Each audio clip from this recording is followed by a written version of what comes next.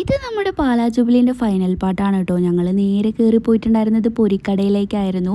പക്ഷെ ഒന്നും വാങ്ങിയിട്ടുണ്ടായിരുന്നില്ല ഗൈസ്. ഒടുക്കത്തെ വിലയായിരുന്നു അവിടെ നിന്ന് കുറച്ചു നേരം ചുറ്റിക്കറങ്ങിക്കൊണ്ടിരിക്കുമ്പോഴായിരുന്നു ക്രിസ്മസ് അപ്പൂപ്പൻ മുട്ടായി എറിഞ്ഞു വന്നുകൊണ്ടിരുന്നത്. പിന്നെ അത് ചാടി പിടിക്കാനുള്ള തിരക്കിലായിരുന്നു. ചാടിയത് മാത്രമേ ഉള്ളൂ ഗൈസ്, ഒന്നും കിട്ടിയിട്ടുണ്ടായിരുന്നില്ല കേട്ടോ. അതിന് പുറകിലായിട്ട് ബൈബിൾ ടാബ്ലോ പ്രദർശനം നടക്കുന്നുണ്ടായിരുന്നു.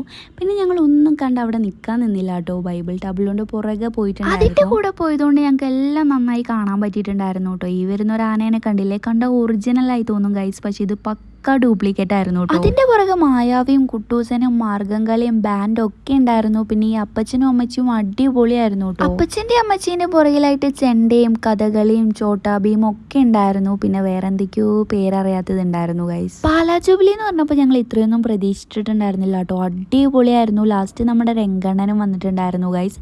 അപ്പോൾ നമ്മുടെ ഇന്നത്തെ വീഡിയോ ഇത്രയേ ഉള്ളൂ ഗൈസ്. ബൈ.